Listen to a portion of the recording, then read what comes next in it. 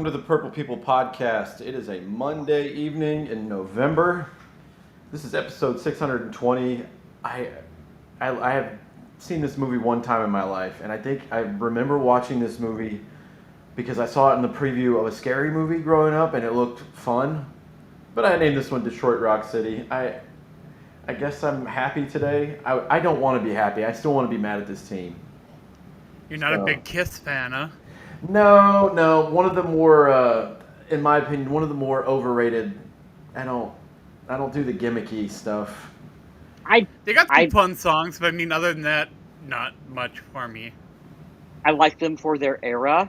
I think that they're pretty good for their time. Kiss, and by their own admission by Gene Simmons, wanted to be more Coca-Cola in terms of just marketing and just selling their image than like actually being a rock band. But they got a few songs that I like. Like you could put together a greatest hits album of probably 10 to 12 songs, and it'd be like, yeah, I like that. I don't need to go much deeper than that, but I like it. I do remember watching the movie Detroit Rock City and thinking it was pretty all right back in the day. It's fine. Yeah, fine is a good way to describe it. I don't think I could name you 5 Kiss songs. Really? I don't think I could. Not even like from their disco era? Obviously, I know I Want to Rock and Roll All Night, but outside of that, if you put a gun to my head, I probably need to get my affairs in order. Yeah, at least it's in the Love Gun. That's a classic. That's the only one that sticks out because everybody obviously talks about it all the time, but I'm not sure. Not really my thing. It's hard when you get into those eras of music. Like the older I get, the more I like to go back in time and I repurpose the meaning of stuff, and I'm like, yeah, okay. But for you going back is like I went back and listened to Shinedown. No, see, I'm talking about a good one, Adam. Got him there. I still love Shinedown. I just went to see them like last month. I'm talking about before I was born to like rediscover, because to your point of the stuff, I only knew what I saw on TV when I grew up. So I was 10 in 1998. Grunge was ending, and then we got into the nu metal stuff. That's why I wear that proud. Like, that's a good joke, but that's all I knew. All I knew was old Green Day, and then Creed, and then Limp Bizkit, and all that. Now that I'm older and my tastes have changed, I'm like, okay, well, let's see what all these people won't shut the fuck up about in the Beatles. Let me see if Led Zeppelin really is the greatest rock band of all time. And now I'm like, oh, that's kind of cool. But I found my lane of like, okay, maybe they don't sound like the 80s, but they look like that gimmicky stuff from the 80s. So Kiss was never my jam. And then anything that is like Whitesnake or Def Leppard, run it out of my neighborhood. Don't even have it close to me. I'm not into that. I don't know. It's weird. That was a good joke, though. I do love Shinedown. My son's favorite band, actually. I have corrupted him, and we're going to see Creed next month. There you go. You and Kirk Cousins going to see Creed. Hell yeah, dude. I'm excited. I've never seen them before, so this really is like Adam's joke. Like, I'm going back in time. I'm so fucking pumped to go see this band. I had Adam might have saw it the other day, but I might do it on the show tonight when we end. You have to tune your guitar really weird to play Mark Tremonti songs, the guitar player from Creed. Say what you want about Scott Stapp. He deserves some of the comedy that comes his way, but the band itself fucking rules. They're very good musicians. I love sonically the way they sound always hit me good. But I was learning an Alter Bridge song the other day. For all you guys that don't like them or know who they are, that's Creed with a better singer. Let's call it what it is. And I realized I hit a chord, and I was like, oh my God, that's the intro to My Sacrifice. So I was trying to play an Alter Bridge song, and then it went into Creed, and I had like that dumb nu metal moment of my life, and I was like, this is the greatest day of my life. So I played the intro to My Sacrifice for probably about 40 minutes straight. I know my neighbors hated it, but anyways, I got to do my Creed quota for the year. Thank you all for getting on early with me. I was ready to go. I thought we'd be good for 7, but I realized we were all chatting now, and I was like, let's just do the show. And we've already got one of our regulars in. What's up, Charlotte? Hopefully John can jump in, or he's listening with you. So when I was looking at the schedule for this game, I really didn't think that there was much of a great chance of Minnesota winning this game. So when I came in, I was like, okay, I just want Minnesota to look better offensively, look competent defensively, and start putting it together for down the road. You know what, Adam? We all kind of said the same thing in the chat beforehand, and I explained that to my dad earlier, calling him. I said, "Dude, we whooped Detroit yesterday. I know the score says 3 points, but that game wasn't really close until the very end. It's kind of crazy." Yeah, like that. Not really an interception. Interception ish. Ball could have been way better, but yeah, that was weird, man. That was Taylor never took his hand off it. I don't know how it was a pick. That's the part where you and I should call New York and argue and be like, so what's possession? They don't know either. It depends on how they're feeling. Yes. So you won't get no answer from them either. You know, Adam's good point. We're talking about the schedule and how do you predict it and how do you predict this team moving forward. Guys, I still have no idea. I still don't know, is this team good? Is this team bad? Like, who were the 2025 Minnesota Vikings? I'll tell you at the end of the season. But right now, I have to say I'm feeling pretty. I'm doing Donald Trump hands today right now for some reason too. I'm feeling pretty good about the Vikings right now though. Like after that win, it felt like, okay, let's forget everything that came before this and let's just restart the season right now. And it was a pretty good start to it. I like it. Well, as a Vikings fan in Michigan, this was a nice one for me. I feel good about this one. I have to tell you, this team gave me a little shred of hope today, and that pissed me off because I just want to be grumpy and be like, I told you I was right, this team sucks. And I Googled the question I already knew the answer to, but it's in my search history here, and it says, if you win every division game, do you make the playoffs in the NFL no matter what? And they say yes. If you win your division, you are guaranteed a playoff spot. Right now they're 2-0 in the division. 2-0 on the road in the Where division. it starts, man. And the thing, that's not even what gave me hope. The Lions eventually were going to get got. Green Bay got beat by the Panthers in Lambeau yesterday, and I'm like, are the Panthers really that good, or is Green Bay just Panthers are Bryce Young's on a bit of a tear. He's on a bit of a tear right now. Especially on the That's ground. the thing, though. He didn't play good at all yesterday. He played terrible. And they went into Lambeau and won. And I'm like, it was all Rico, man. Dude, what a resurgence that dude had. My goodness. And it makes Dallas look even dumber.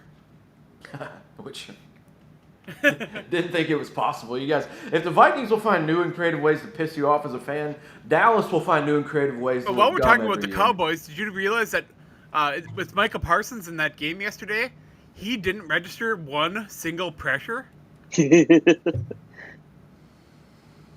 Well, if he can continue that trajectory for the rest of the season, I would be very happy. I mean, the week before he had, 3 sacks? So, I mean, it's going to be up and down, but I was not expecting a zero pressure day. Not from him. He's an all-world player. Also, the thing, and trust me when I say I'm not a piece of shit like the fans in Detroit and Green Bay that would celebrate this kind of stuff, but the thing that did give me another shred of hope is the most guaranteed lock as a receiver on that team is off now. Tucker Kraft tore his ACL. And that sucks for him. He'll bounce back. He'll be better than ever, I'm Bad sure. for my fantasy team. Yeah, not this year. But for the team itself, he'll be fine going forward. But that's the most reliable set of hands you have on that team. So as a Vikings fan, that's not bad news for us. And while we're talking about reliable players, what the Minnesota Vikings did to contain Jahmyr Gibbs, I don't know, but it worked.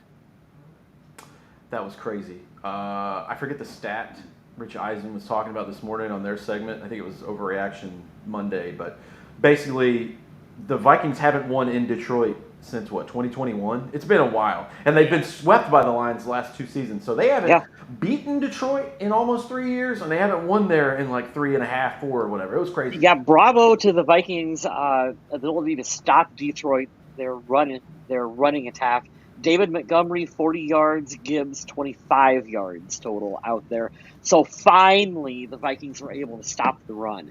And isn't it kind of weird that Justin Jefferson has 2 receiving touchdowns this season, and they're both from JJ McCarthy? Yeah. That's hilarious. Is he the new Julio Jones? Is he just going to have all the yards in NFL history and 4 4 touchdowns every year. What the We hell? all man? know Carson Wentz loves his tight ends, so I mean, I get it. But No offense to Carson Wentz, but I am ready to lock those games into Pandora's vault worth of memories.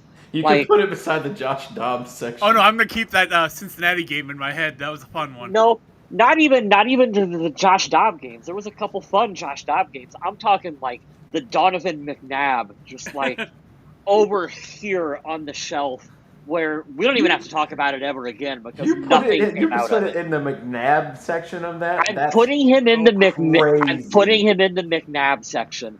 That is, I mean, props to him for playing while injured. Thank you for that. I never want to talk about you ever again. That's wild. That is wild. I wouldn't have disrespected him that bad, but that's why we're friends, How did you feel with Kyle. the media coming out and saying that Minnesota was dumb for signing John Walford instead of going after like a higher end backup or higher competing starting quarterback? We're not. It's not that point. If you were going to do that, you should have did it in the offseason. Yeah, thank you. Because you had who's that former Kurt Bankert was like, the Vikings need to work out a trade for Kyler Murray right now. Well, Smith and I have a theory that that's going to happen next year as a backup for JJ McCarthy, which if JJ McCarthy ends up looking like dog shit the rest of the year and they moved off him for some reason, you could bet your ass Kyler Murray would be in contention to be a Vikings quarterback. Right? Absolutely. Him and Anthony Richardson, I would put the heavy Vegas favorites on if McCarthy looks like really bad and just tanks the rest of the year. But that's going to be kind of hard. Stat line wasn't anything impressive. I mean, when you look at the stats, you don't see it and say, he had an amazing game. But he did what he needed to do to win that game, and that's really what's important. Which, if you look at where he was in college, that was what he was asked to do. Can you do just enough to win the game?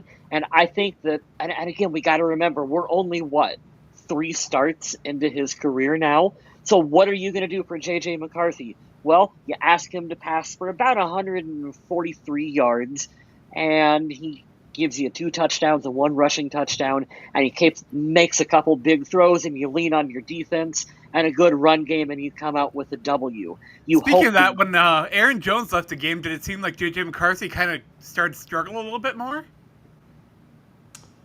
A little bit. A little bit, yeah. But I've been saying this for the last month. Run the damn football. That game against the Chargers was tape of exactly what you shouldn't do ever. Blocking and running and play calling. It was terrible. 11 attempts on the whole day. You need a healthy dose of that. And I'll tell you exactly why they won yesterday. They went into Detroit and they were like, we're going to bully the shit out of this team. We don't care that you won the division in the last couple of years. We don't care that you are now supposedly the kings of the North. We're going to go in your house and bully the shit out of you. And that's what they did. You got to play like that. Now, I will say this. I have been extra negative on this team based off of last year and the expectation this year because revamping the O-line and attacking the weaknesses that have plagued the team for over a decade, I was like, okay, we have high expectations. But I will say, what a difference it makes when your stud linebackers are in the game and when your tackles are both there and you have the healthy starters, 90% of the starters are ready to go. This team looks a lot different.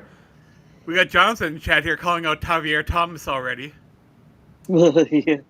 Why does someone have to... I forgot the guy's name, but he had back-to-back ones. He's going to be a unanimous vote for a donkey here. Oof. Yeah, Tavier Thomas had a rough game. Well, let's jump to it. Let's give some game balls out. I went first last week. I'll let you guys go ahead. I need to look mine up to West. You're first. You know what, guys? And this is kind of my broad statement. I'll lump it in with my game ball. Is that this season for me as a fan, like I told you guys earlier this morning, is less about the wins and losses. I'm not super concerned about that.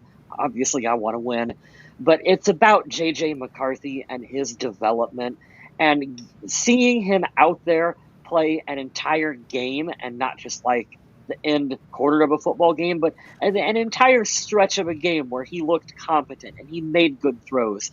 And we were able to go out there, we were able to win. And like Jonathan said, having him out there seemed to give the team a little bit of a spark that we didn't have with Carson Wentz. Okay, now I feel like we're headed in a direction.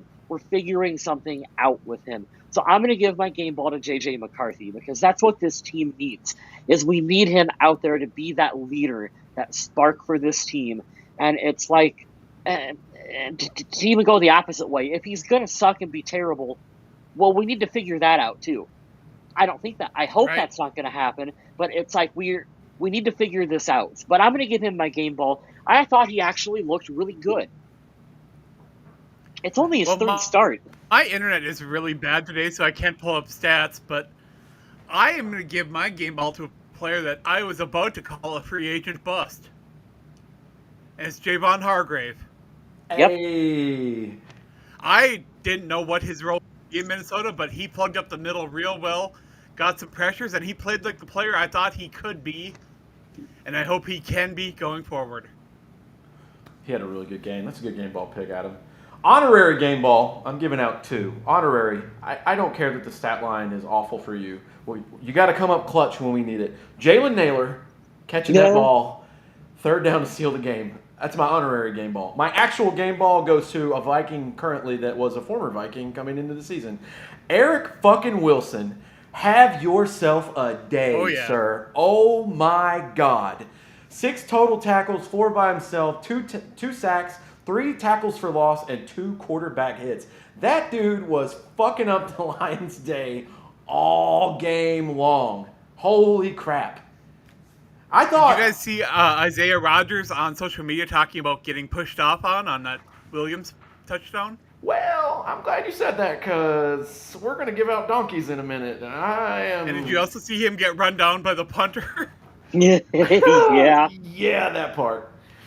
Yeah, he's getting my donkey for this game. Oh, no. Okay, maybe there's a push, maybe there's not. It's still... it was a full extended arm. It was a push when you rewatch it. I can see how a ref might have missed it, but it was pretty bad.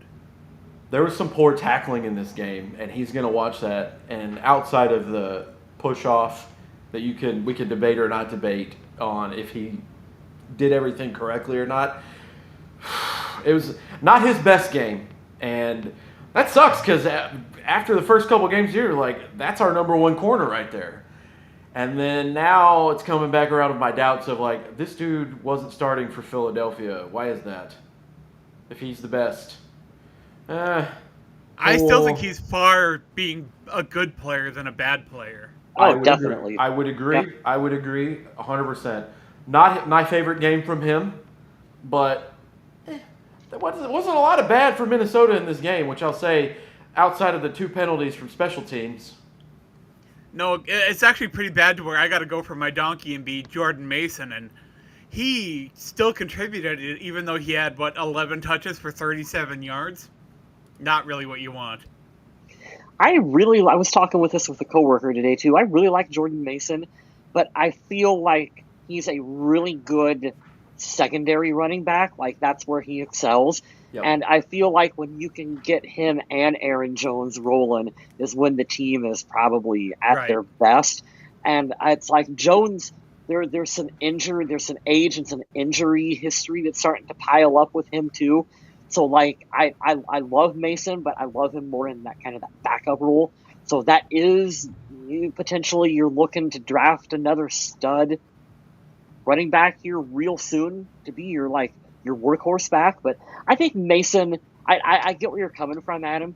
He does well in more of a limited role, I think. I just wish he would have been able to do a little bit more with his opportunities. I guess that's all I... Yeah, I understand that too. That kind of actually segues really well into my donkey. I kind of want to pick on Dallas Turner a little bit, talking about just a guy who needs to do more with his opportunities.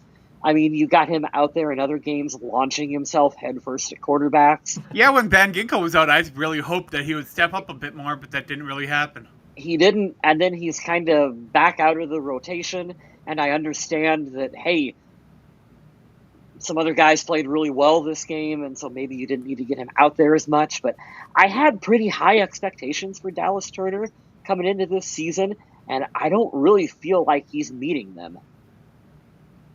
That's totally fair. I think he's done fine, but I think I'm taking what you're saying and he's a first-round pick. Yeah, of course. I mean, this is kind of my same discussion about McCarthy. I know. I need more from you, but what I like about him is I haven't seen him completely be fucking lost out there. I'm chalking up the Dallas Turner discussion to you've got two all-pro players in front of you, and you're. I mean, yes. That part, I mean, that's a good problem to have. You would only know more by being out. But you're right. Adam had made the good point too. Like, all right, well, you had an opportunity. I would expect at least a sack a game. I would hope, but I don't know. Honestly, man, I don't know what the hell the team was doing, especially in LA. And you're seeing these big defensive tackles that are getting opportunities.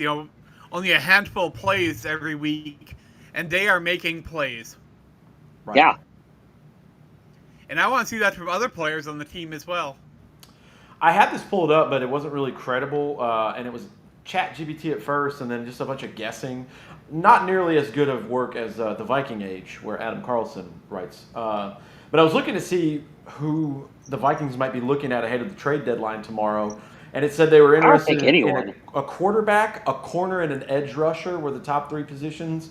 And I don't really see edge rusher as a major need, but corner, sure. We were just talking about running backs, guys. I'd love to see them add another running back. I don't know who would be selling But one. where does Minnesota have depth that they could trade away? I mean, for a little while there was a little bit of emphasis like, okay, maybe Minnesota's going to want to trade, TJ Hawkinson. But I don't know if the value is there or if he is a piece that you really want to trade away for JJ McCarthy right now. Right. Yeah, we don't really have the draft capital to be giving up that, and like you said, I don't know who we're really getting rid of on the team. Hawkinson is like someone would have to absorb that most of that contract to be able to trade him. I really don't know who's doing that. And like you've been saying, West, this season is mostly about figuring out what JJ McCarthy is and what he can do. And why pile more onto giving away assets or piling more on the salary cap when that's what the goal of your season is? And we do need a corner. That would be nice. But that doesn't help the development of JJ McCarthy. And I don't want to sound like that's the only thing that's important this year. It is. But I don't feel like we're truly in a Super Bowl window where it's like, oh my God, if we get a corner, that pushes us over the top and we're headed into a deep playoff run right now. Because right now, we're still sitting here at the bottom of the NFC North thinking, well, it might be possible to sneak into the playoffs, maybe. Correct. Hey, you just got to win four games the rest of the year, and you're in. It's going to be a tall order, but I don't give a shit about Baltimore Sunday. If you can win your division, you can go to you'll host the playoff game. See how stupid that is? Imagine if this team only won 4 more games this year, and the only games, the rest, how many, 9 or 10 games are left, and they only beat the division opponents, and they would host a playoff game. The Ravens' defense really isn't that great. They traded one of the corners that we used to think was okay back in the day when he was with Green Bay. They traded him for almost nothing. To Philly of all places. Fuck Philadelphia. Why would you do that? I hate that. Speaking of Philly, though, they get to take on Green Bay on Monday Night Football next week, I think. Yeah. Hey, who you rooting for? A fucking meteor to destroy the whole stadium right here? Fuck those teams. That asteroid? Yeah. The size of Texas, please. Yeah. Philly's got the best general manager in the league. All jokes aside, I don't know how they got Greg Russo. Was it Greg Russo, right, from Miami? Today they traded for him as well. What the fuck? He's a first-round pick. What are we doing here? What? Don't trade to the Eagles, you assholes! Don't do that. Good. Hey, they got him out of their conference. Ugh. I used to get so pissed when teams would trade with Bill Belichick, even if it would be like, oh, we're going to swap third-round draft picks or whatever. I'd be like, stop. If I was a GM, I would never answer. I would have never answered the phone to New England ever. I'd be like, I'm not doing it. Well, I'm not doing it. I don't know what to tell you. I'll give you a fifth. I'll give you a fifth in a cut bag of chips. I don't know. Yeah, he's doing wonders for my college program this year. Hey, they won. They just won a game, right? Yeah, they also beat UNC Charlotte. Hang the banner. It's like those idiots who are like, we should retire Shadur Sanders' number. For going 500 in your college career, you retire numbers now? Hey, look at what they're doing without him. Not much worse than they did with him. I couldn't believe that. I sent it to one of these pages on Instagram today. It was like, maybe retiring Shadur's number wasn't that bad. And I just said stop with a laughing emoji. And they liked it, which was funny. I'm like, what are we doing here? Why are we celebrating absolute mediocrity right now? Like, that's one of the reasons I couldn't get on the Shadur train this year. I wanted him to do good because he has the potential with his name to just shut everybody up. But he gained all of his dad's confidence with about 10% of the fucking talent. And it's like, why are you throwing a draft party with legendary in the background? Sir, you didn't get invited to a bowl game. What the fuck are you doing? What? It's kind of crazy when we're sitting here talking about stuff like this too, because I thought Marvin Harrison Jr. was going to be an absolute force in this league. Ugh. And I don't know if he's even going to be a number one in the league. That's a big bowl of yuck right there. What a good poll, Adam. That's a good point. Ugh. But did you see Laquan Treadwell actually got called up for that Colts game this weekend? He's still playing? That was my reaction too. I'm dead serious. I had no idea he was still. I did not. He was in the league and he was called up for that game. What the fuck is he doing? Good for him. I mean, that's cool. Color me surprised. Wow. That's okay. I don't have any words. Hey, congrats. You made a lot of money in your former first-round pick. And you did have that one sick catch in Minnesota, so I'll be nice. That's true. Yeah. So let's talk about the game. Let's get right down to the brass tacks and the meat and potatoes of what we're going to talk about today. JJ McCarthy had the exact same stat line as he did against the Bears. 14 of 25, 143 yards, 2 touchdowns in the air, 1 on the ground. He looked competent in this game. Kevin O'Connell adjusted his play calling, and I think they did a good job overall protecting. I think he did a good job protecting himself. When he was going down, he didn't try to be a hero. He's like, all right, fuck it, I'm going down. And he stood in there and took some shots, too. That he did. He is tough. I'll give him that. I think you're going to have to mold this team, at least for the first couple of years, to be a lot like Michigan, which I don't think they were necessarily built for that going into the season, and why halfway through you're like, what are we doing? But what a difference 9 days of rest will give you, and then getting some of your starters back to just get a game plan together. And you could tell they were laser focused this game. Like, hey, getting those offensive tackles back was huge. Tackles back, and then just executing everything. And what I love, not even for the offense, I'm glad Justin Jefferson got a touchdown. I'm glad T.J. Hawkinson somewhat earned a portion of his check this game. And can we talk about that ball that JJ McCarthy dropped right into Jordan Addison's hands by the goal line at the beginning of the game? Oh, That's a good throw. That was a great pass. That. Yeah. He's got an arm. I need to know if he's got the protection, if he's able to sit back long enough, which that wasn't the case for any quarterback most of this year starting out. So, but I like the game plan of, hey, we're going to run the ball and we'll get you in your spots when you need to. Just come up just like you did in Michigan. Hey, it's 2nd and long. I need you to make a clutch throw. Blah blah blah. But we have to talk about. We're going to go back to McCarthy, but we have to give the flowers. Brian Flores has been getting got by Ben Johnson his whole time in Detroit. I don't know if it's him not being there anymore or if the Lions just kind of were like, fuck it, we beat Minnesota's ass all the time. We got them. I don't know what the hell they were sleepy yesterday. But Brian Flores came in and was like, here, hold this real quick. And the defense played lights out yesterday. It was crazy. I mean, Laporta was like their major weapon that whole game. Yeah. It was nice to see the pressure happening because when Goff gets pressured, he sucks. I mean, there's no way around it. Detroit fans, if you listen to this podcast, I will give you your flowers. He looks way better here than he did in L.A., and he looked good in L.A. Not great.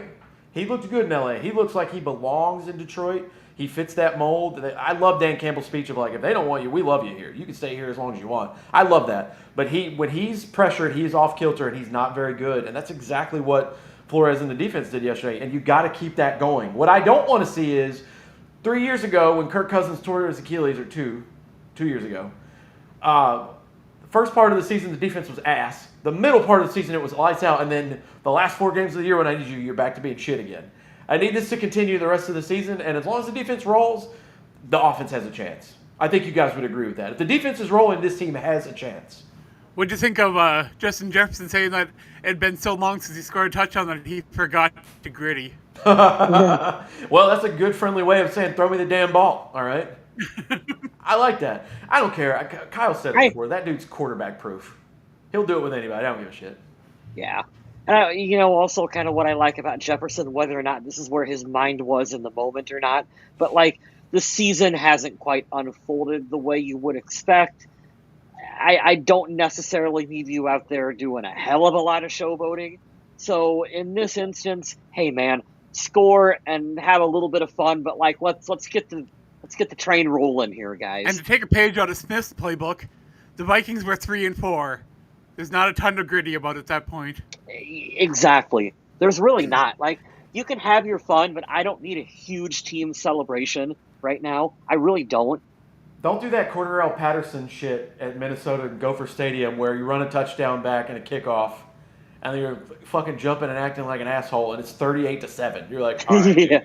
There's relax, a part of me man. that actually absolutely loved when Montgomery did that belt celebration after his touchdown the first one, and then Minnesota came out and won that game. I was like, I love that.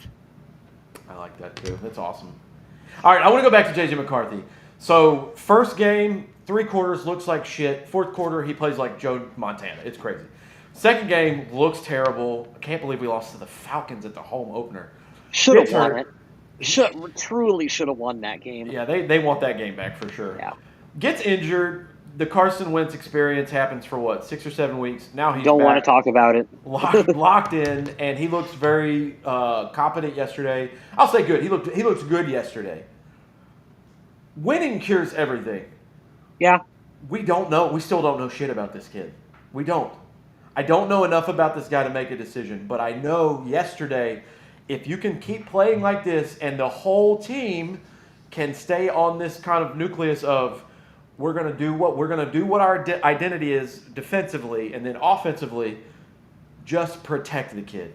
Protect him, and good things will happen. You have a chance to fight for a wild card. I think that's fair. This is what is so weird about trying to talk about McCarthy right now, is we hit a little mini doomsday scenario where he was injured for a stretch of time, and during that stretch of time, we really didn't have much to talk about because we knew Carson Wentz was no answer for anything. We didn't have a lot of positives to talk about from McCarthy, so you just focused on the negative aspect of him. It's only been 3 games. And I couldn't believe it was a narrative that the Vikings were trying to hide JJ McCarthy, with Carson Wentz, and just keep him out of the lineup and use the ankle as an excuse. Okay, here's the thing too. Let's pretend that these 3 games were back to back to back. Okay. What would the narrative on McCarthy be then? Well, it would be different because they wouldn't be 500. So why does it matter that I know, but why does it matter that there was this stretch in the middle that he didn't play, that all of a sudden like the narrative got twisted into it's a benching and he sucks, whatever. If these 3 games were the start of the season, and I know I'm playing make believe right now, you'd go, okay, so he didn't play well, and then he had a quarter where he came back and he looked really good, and then he had an off game, and then he came back out and like he looked solid. You'd be like, McCarthy's looking pretty good for his first 3 games in the season. I got to play devil's advocate on 2 things here. The first one being, why is the narrative that way? I'm going to go conspiracy theory, which I know you guys love that. I consume too much football podcasts, YouTubes, whatever. There's players around the league that believe that shit. It was like, I don't buy into that. I don't buy into that. I think he looked very overwhelmed. And, hey, he made lightning in a bottle happen and got to run around a little bit in Chicago. That's cool. I watched the kid. He's not healthy enough to start, but he's healthy enough to be your emergency 3. And then he's jumping up and down on the sideline when JJ McCarthy or Justin Jefferson's running over there. Like, I'm not saying it's 100% true, but there's no way it's 0% true. I don't believe that. The more I think about it, Smith, McCarthy could have been more ready than what they were telling us. However, they were waiting until more of the offensive line was back and healthy to put him out, because it would have been a disservice at this stage in his career to put him out there in front of that absolute terrible offensive line. And David Carr him. And David Carr, thank you, Adam. That's a damn good point. That's a good point. And David Carr him. So would it surprise you if behind closed doors, Kevin O'Connell told Carson Wentz, "You're going out there to eat some bullets for us, man. and like you're gonna be put in a shit situation, but that's where you're at in this stage of your career. Do the best you can with it, because we're trying to develop McCarthy, and we don't want to put him in a situation to fail. I mean, it kind of sounds. I believe that. Yeah, I can hear some logic there. yeah. I could absolutely believe that. I'll tell you the other thing that you have to consider, and I'm being an asshole here, so just know I recognize it before any of you in the comments or you guys on the show call me one. I understand that being one. I'm going to hold the injury against him, even though I shouldn't. I have 3 games worth of tape on a first-round pick in his second season. Is that an investment that's turning out great? Not at the current moment. Reach me at the end of the year and let me tell you, because I'll tell you one thing, and I'm spinning it into a positive because that's what I do. Winning fixes everything, guys. I feel pretty fucking good today. And Would you rather have this situation with JJ McCarthy, or would you rather have the situation with Richardson in Indianapolis? Oh, God. Yeah, easily I'd rather have this one. At least I know JJ McCarthy knows how to play professional football somewhat. He's not just the biggest athlete on the field, like that. Yeah, 100% I'd rather have this one. Yeah, because there are a lot worse situations to be in right now, and that win feels really nice right now, and I know we're riding highs, but we also got to taper our expectations, because right now JJ McCarthy is not the next Tom Brady from what we see. You sure? Give him some time before you start getting on the bandwagon. The memes say otherwise, Adam. They do. People are crazy, man. No, and you know what? And when we're talking about Tom Brady, I don't know if I like him in the announce booth very much. He's always like, "Oh, that was a number 2 pass right there, a number 3 pass." It's like, I don't care. Don't number the passes for me. Just say he zipped it in there. See, I'm the opposite. When they told Romo he had to calm that shit down, I was like, no, tell me what's going to happen. That's impressive as fuck for me. But I'm also dumb and I don't. Common, more layman based, casual. Make it more approachable to casuals. That's what I like. I see that. Yeah. It's crazy that they just put him in and they pretty much kicked Greg Olsen to the B squad. Right. I'm okay with that. Greg's been doing this shit forever, and they're like, "Hey, the goat's coming in. Move along, peasant." That's crazy. It was funny. It made me laugh because they talked about it on a pod, and he was like, "They're cool. They don't give a shit. They're both getting paid and did good things in their careers." But that's funny. Part of me wishes, God, I'm terrible for thinking this. Part of me wishes Drew Bledsoe would have got into broadcasting and would have been working at Fox and would have got replaced by Tom Brady when Tom Brady decided to go into broadcasting. Oh my God. That'd be a Saturday Night Live sketch come to life. Oh, have you guys heard goodness. the rumors that Kirk Cousins might be a trade target for the Washington Commanders? Dear sweet God. Don't do that. He'll tear his Achilles again. That field snatches. As soon as I heard that, I laughed so hard. Would he take it? I mean, would he go back to Washington? Start with Jaden Daniels going down. Can you beat Marcus Mariota? I don't know at this stage of his career if he can. He's looked pretty bad since leaving Minnesota. Outside of one game where he beat the Eagles magically in Philly, which is nuts. I watched that. But I really hope that conversation can stop for Minnesota, because I don't want Minnesota trading for, Kirk Cousins. I don't want them trading for Kyler Murray. I don't want these trades right now. Just let's see what we got in JJ McCarthy and let's roll with it and have fun. I do think after the season, it's more important. There should be more of a importance put on that backup quarterback position. Right. Yeah. I don't want to trade for someone, but I would rather have our veteran situation figured out in April instead of waiting until the season has started. Wait until you go get Sam Howell and figure out he fucking sucks, and you have to get. And rid of him. I still don't totally hate the Sam Howell thing. I think it was worth a try. It was worth a shot. It does, but it makes me as a fan angry. All it does is make me look at, okay, when you make a mistake, let me bring up all your other ones, because it's like, hey, you totally botched the fucking quarterback position again this year, because we're behind the 8 ball right now. We should be better than 4-4. I'm going to call it what it is. I don't know, and this can perfectly segue into the Darnold conversation, but had this been locked up and been better, maybe we would be a little bit further along to where JJ McCarthy doesn't have as much pressure right now because the team is 5-3 or 6-2 or whatever it was. I don't know. But while we're talking about Sam Darnold, he had that amazing game this week, and Yeah. we had the exact opposite situation for Daniel Jones. yeah, they got brought back down to reality. I have him on my fantasy team, and I benched him in lieu of Matt Stafford, and boy, was I happy with that choice. There you go.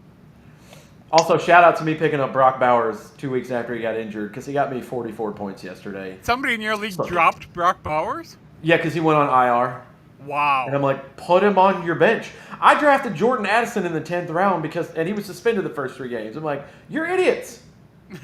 What are you doing? It's called value. Yeah, Right. I picked him up 2 weeks ago.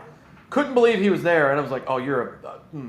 And then once they said he was good to go because he was practicing last week, I was like, oh, this is going to be sweet redemption. Oh, Two yeah. shitty teams playing each other, they're going to score a lot of points. Well- Thank you, Brock Bowers. Speaking Mentioning of- the 2 bad teams playing each other, that Bears-Bengals game was wild. Oh, if I'm Joe Flacco, I'm walking in that locker room, double burden everybody. My goodness. I really thought Minnesota was going to be the only team to win in the division this week. That would have shaken everything up. They would have all been within a game of each other, which would have been nuts. Which they might all still be that close, but I don't like that they just beat arguably the best team in the division on a road game, and they're still at the bottom. That sucks. Right? Ugh. Rough. Tough division. Go ahead, Kyle. You were going to say something. Yeah, speaking of practice, I was going to ask Adam if he's heard anything on Ryan Kelly, our center, possibly coming back.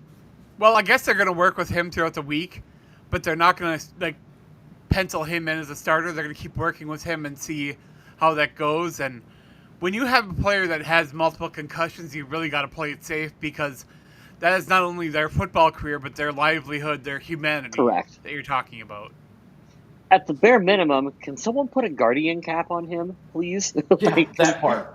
Can we? And I want to give a little bit of credit to Blake Brandel for playing wherever they tell him to play.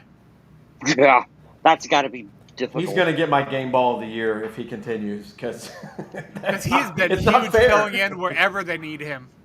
It's not fair at all, but that's what the offensive linemen do. They don't get any of the credit and they do all the dirty work, you know? If he gets healthy, I would like to see Ryan Kelly back out there for the Vikings. Obviously, it would be nice to see, see what this offensive line is supposed to look like out on the field for McCarthy.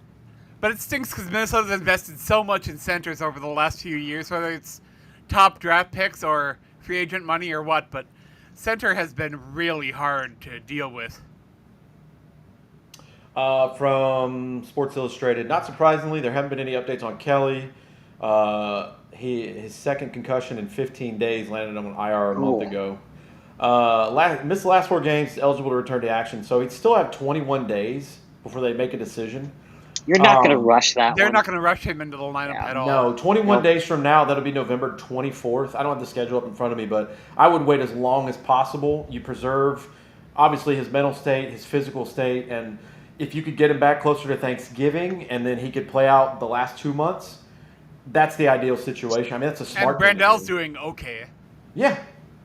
Just don't give up big plays, man. That's all I need you to do. It sucks because I don't know what you do with him moving forward. Like, Oh, you can't. Let's say, there's no chance you go back with him.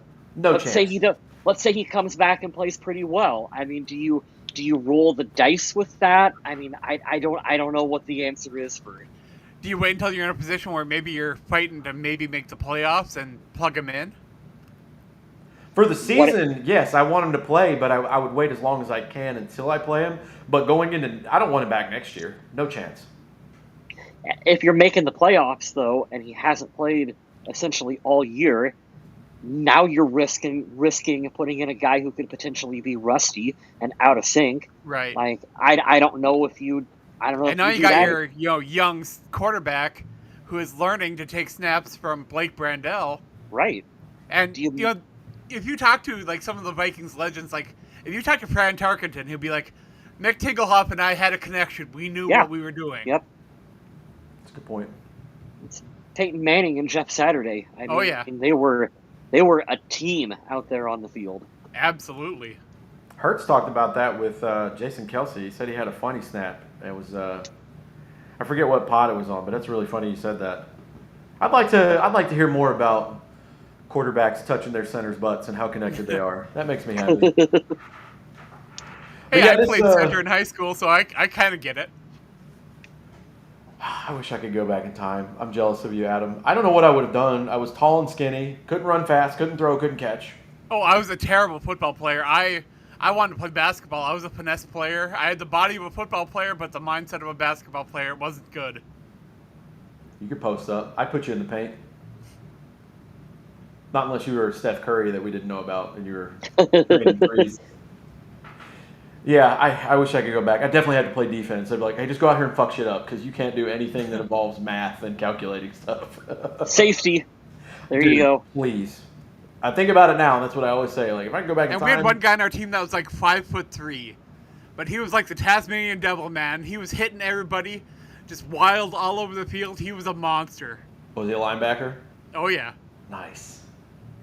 That's fun. Yeah, I wish I would have been more into it back then. The military got me into football, and the opportunities. That would have been fun. But I want to finish talking about this game. Overall, I'm not going to read any of the stats. Overall, like I said, they bullied Detroit in Detroit. That's great. 2-0 in the division. 4-4 now. They can get some steam rolling. They have an identity that they could stick with if this is maintainable. I think it is. This is who the team that we wanted them to be should start playing more like, if that's a sentence that makes sense. But it's going to be tough. Lamar Jackson's back and coming into town this weekend, and he presents all kinds of problems. And while that defense is terrible, Lamar Jackson can absolutely be the MVP of the league at any moment. And here's the thing. Never in the history of my lifetime have the Vikings ever been able to stop a quarterback that can scramble. Ever. Not once. Ever. They have the game of their lives. Well, after this Ravens game, too, it's 2 division games for Minnesota, and that's not good on the schedule. That's going to be rough. Yep. Well, on the positive side, we got Kevin O'Connell playing Lamar Jackson in practice this week for the defense. That's true. Very, very hilarious quote by the head coach today saying, preparing it, and I'm, rephrasing here, but saying, hey, we have Lamar Jackson coming into town this weekend, so to prep for that, I'm probably going to suit up, and since I'm such an athletic specimen, I'll show them what it's going to be like, which is funny. His combine numbers aren't bad if you go back and look. Yeah, for a tall, skinny dude, I guess it was the accuracy. I don't know why he wasn't in the league long enough, but yeah, he's got the frame and the physical size to be a quarterback for sure. He's super tall. Got the intelligence for sure. Yeah, that part too. But Minnesota is really going to need to lock down on that defense and hold that running game the way they did in Detroit because Baltimore can ground and pound with the best of them. I think you go in with the same mentality this weekend. Just try to out-physical and then stop the run. Because I was just thinking about Mark Andrews and Zay Flowers and Isaiah Likely. I forgot they have Derek fucking Henry on that team. Right? Oh, and God. Yeah, also, I did too. We had, yeah, great, right? We just remembered that little nugget. Here's the thing. Here's my favorite stat of the entire year of 2025. Derek Henry is on pace this season as a professional. All of his professional rushing yards, he's almost about to equal the same amount that he had in high school. Yeah, that's amazing. And did you know that if Derrick Henry gets 2,000 rushing yards, he gets to be in an Adam Sandler movie? Yes! He did make that promise to him. I think who made that? Dan Patrick let everybody know that. That's sick. I hope not, because that means he's going to have a really great game against us, but that's awesome. Spoiler alert, I think he can find a way in the movie regardless. I hope so. Oh, Andrew gives his game ball to Hargrave as well. It's a good pick. Donkey to the special teams, idiot. Poor Thomas. Oh, man. Every time I saw T. Thomas, I thought it was Sayer Thomas, the wide receiver. Yeah. I didn't even know it was Tavier. That's a name that I never thought we'd bring up again. Thayer Thomas. Wow. Yeah, that sucks, man. I thought Miles Price was finally going to have his touchdown, and that didn't happen. But he's fun. He's an exciting, I won't call him a boomer bust player, but you see why they have him returning kicks, because the potential's there. He's really fun to watch. Hopefully he'll get one this year. Or 5. Yeah. But yeah, the Vikings host the Ravens. They are trying to claw their way back in. They have a very uphill battle, but they've won the last 2, I believe. They started out 1-5, so that's not a good way in a recipe to go to the playoffs. But they can still win their division at 1-5. Cleveland's not very good. Cincinnati blew another game yesterday, and for some reason, Baltimore and Pittsburgh always play each other super hard. You hate it for Lamar Jackson. I have nothing but good things to say about that dude. An excellent football player. I love his personality and how he lets it shine, but he's just a good human being most of all. And you hate seeing guys that run around like he does and are athletic like him getting hurt. Kind of the nature of the game with the way he plays it. But I hope that Minnesota can contain him, because the thing we don't talk about with Lamar Jackson enough is over his career, it was run first, be athletic, and then I'll throw. Dude, over the last 3 years, he can throw with the best of them. And he's super good from the pocket. It's scary. He has developed very well. He has the ability now to just stand in the pocket and like beat you with his game arm. Has evolved so well. Yeah. Yep. And I was thinking about it this morning because I personally think he's a Hall of Famer. I don't know. I think so. Not Lamar, not yet. Sorry, I didn't finish that sentence. I'm talking about Matt Stafford. Somebody brought him up today. Oh. But I was thinking about the styles of quarterback, kind of like when you want to pick where you want to go to eat. Like, I'm going to get food no matter where I go. No matter which quarterback I get, they're going to be able to pass. Hopefully they're intelligent. But the style is so different. Like, Matt Stafford and Joe Burrow, traditionally they like to stand in the pocket.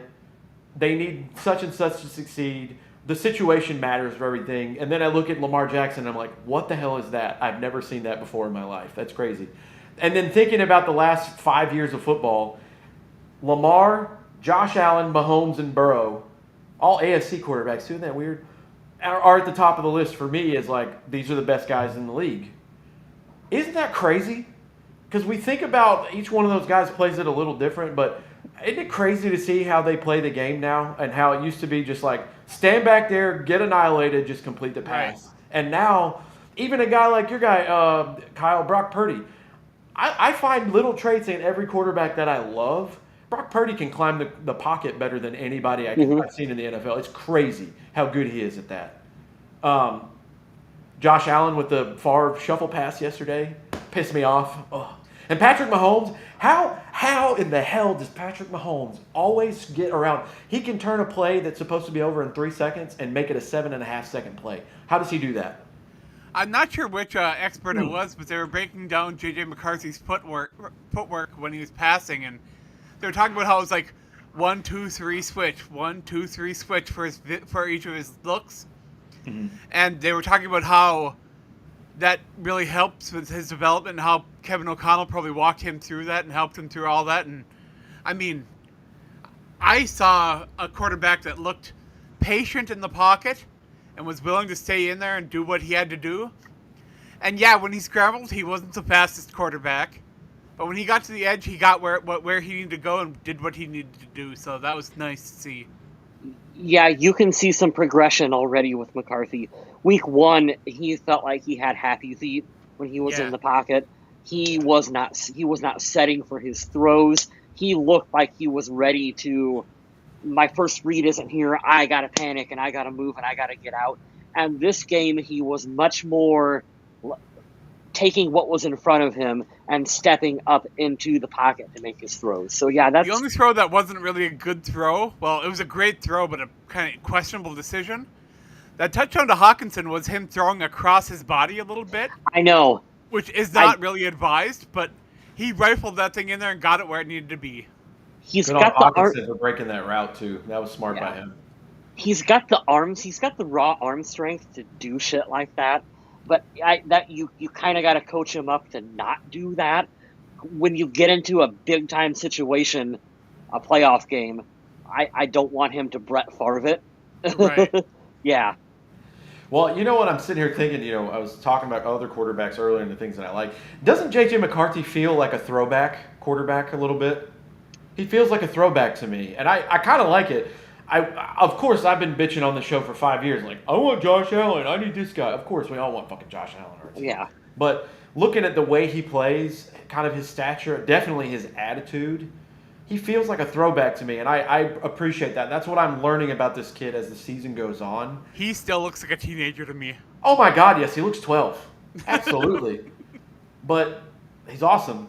Yeah. What's up, Real Purple and Gold back? Thank you for jumping in on the show. Appreciate that. Glad to have you back in there. I live in LA and couldn't stand to see the Dodgers win back to back, let alone the Rams win a Super Bowl.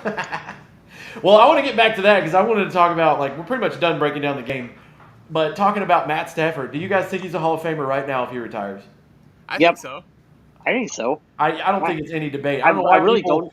hold back the time he had in Detroit. I'm like, was he just shitty in Detroit forever and then he got on a good team and won? Like, no, he was Detroit? He was not bad in Detroit at all. He was wonderful. The team was terrible.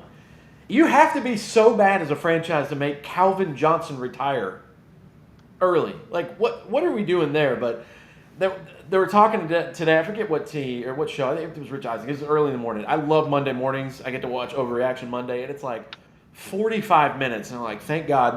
That's about how long it takes me to get up, shower, get ready, and walk out the door. And yeah, they were talking about I don't think there's any question. I think we all agree he's probably a Hall of Famer now, especially with the ring. If he was to win another one, would you put him top 10 all time? And I started thinking, I'm like, if we're going to do the ring comparison, which we shouldn't, he'd have more than Breeze, he'd have more than Rodgers, he'd be tied with Manning. When you look at Matt Stafford's numbers, he's sneakily acquired a lot of yards, a lot of completions. He's been doing it for years, man. He's such a tough guy too. Like, seeing him get beat up, that's one of my favorite plays I've ever watched in NFL history. Arm gets, I think his rotator snub or his shoulder pops out, and he's like, fuck it. He literally shoved the trainer. He's like, stop, I can throw the ball one time. Throws a touchdown, and he comes back, he's like, it's fucking done, man. It's out. And you're like, what? I'm not getting off the couch if that happens. He went back in and played a snap and threw a touchdown. So yeah, it was just weird to think about all about the that. hype right now about Jordan Love? I know Jordan Love gets a lot of love around the league and from analysts and whatnot, but he had a really bad game this week on his birthday. Damn, it was his birthday? Happy Yeah. birthday, dude. That sucks. Glad you lost, though. But, no, I didn't see. The only thing I caught from that game, I didn't watch any of it. I caught the recap of the breakdown was, okay, low-scoring game, got to be turnover somewhere, and then Bryce Young played like shit. How did they win? And then I saw Rico Dowdle's stat. I was like, oh, cool, he's having a year. I still think he's a good quarterback, Jordan Love. Oh, yeah. I just think Everybody has an off game. I think he's more Favre than Rodgers, but whatever. If you're a franchise quarterback, if the fan base really doesn't care, they're like, whatever, we'll figure it out. We're still gonna go to the playoffs. It's weird aren't the Packers such a weird team? They don't really have, outside of trading for Micah Parsons, nobody on that team is like, oh my God, this is Myles Garrett level of player. Like they've got a lot of really young talent that's going to be scary for many years, and I don't like that. They have a lot of B+ talent. I don't think outside of Micah Parsons they really have an A+ player anywhere. But if you have a team full of B+, I mean, that's really good. Oh yeah. And I like their coach. Their coach is good. I don't know. I'm more surprised shifting from Green Bay but keeping them on hand slowly in the background. I'm more surprised at how good Aaron Rodgers is playing this year because I thought he was going to be terrible. And while we're talking about coaching, for a little while there, you guys were even in on the Kevin O'Connell needs to kind of tone down on the offensive play calling. After this game, has that conversation kind of quieted down? Well, he got back. He course-corrected himself a little bit. They got back to the fundamentals, especially with a young quarterback. You have to run the football, guys. And getting Aaron Jones in the lineup, you could tell immediately, like, oh, there's that spark that we were kind of missing a little bit, too. So that helped him out immensely, being able to get that ground game going. I don't think he needs to... He doesn't need to give it up, but he needs to not panic as often as what he does as a play caller. Yeah, we got a comment here about not looking forward to playing the Packers D-line, and I don't know, with what they've been giving up on the ground, just running right at them might be the best approach. Put the hammer in there. I need a fullback in every play. Figure it out. Yeah, he was out this week with a hand injury, but I hope he can come back soon. I'm going to be sad when he doesn't play football for us anymore. Same thing with Harrison Smith. Right. Really sad panda those days. That was fun watching Harrison Smith watch that football bounce and then grab it. Yeah. I was just praying when he was running. I was like, please don't kick it. Please don't kick it. You're old. Don't break a hip. Please don't kick it. What a legend. Oh, he's going in the Ring of Honor. It's going to make me so happy. Oh, He's going in the Hall of Fame. I don't know about that, man. I want him to, yeah. but I don't think they're going to. Statistically, he does rival like Troy Polamalu, but I don't Better than think Troy's stats now. Yeah, He just doesn't have the rings. You can't. exactly. I hate that shit too because you can't hold rings against people It's a because team- the it's a team team doesn't sport. do that. Yeah. Is the player outstanding or not?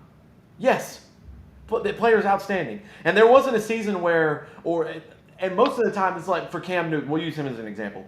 MVP, would I have wanted him on my team? Absolutely. But it was a lot of hot and cold with him, right? I can't think of one season where Harrison Smith was bad, like really Right. bad. Maybe there was a air quote down year, but a down year for him was like, okay, he's still a starter on 28 teams. And I the really off- don't even want to think about this Vikings defense without him right now. We better start getting used to it. I guarantee you this is his last year, dude. There's no chance he's coming back again. There's the no off way. the off seasons that Harrison Smith had were largely based on bad schemes that bad defensive coordinators put him in. Ed Donatel playing Harrison Smith 20 yards in the backfield when he's at his best, when he is sniffing his nose around the line and can blitz the quarterback and make plays up here. Like, those were his off years, dude. Bad coaching. But I'm really looking forward to this game against Baltimore because I don't know what to expect. Do you guys think they can win? I think we will win this game. Ooh. I don't know. I think they will win this game. I think Baltimore is going What- to get behind the 8 ball with that defense. What is the one key factor for the Vikings that they absolutely have to do to win the game then? Smith? Offensively, you got to block and run. You have to block for McCarthy, and you have to run the damn ball. Defensively, bottle up Derrick Henry. I have faith enough if they can bottle the run and make them be strictly pass, they'll get to do what they want to do blitz-wise. The key with that is don't let Lamar Jackson get outside the numbers. Keep him in the pocket, dude. I don't give a shit. You don't have to go for the sack. Just pressure the shit out of him because I trust these linebackers and these corners and the secondary enough to make some plays. Do not let this dude get outside the pocket and get 30-yard scrambles. I'll have to throw something to the TV then, which I hope that's their game plan. I hate to end this abruptly, but I got people stopping in, so Oh, no I'm worries, going to call Adam. it here. I'll Thank you plug your everyone stuff, for man. stopping in. We appreciate you guys stopping in, and we'll be back next week to talk about that game against the Ravens. In the meantime, stay classy, Minnesota.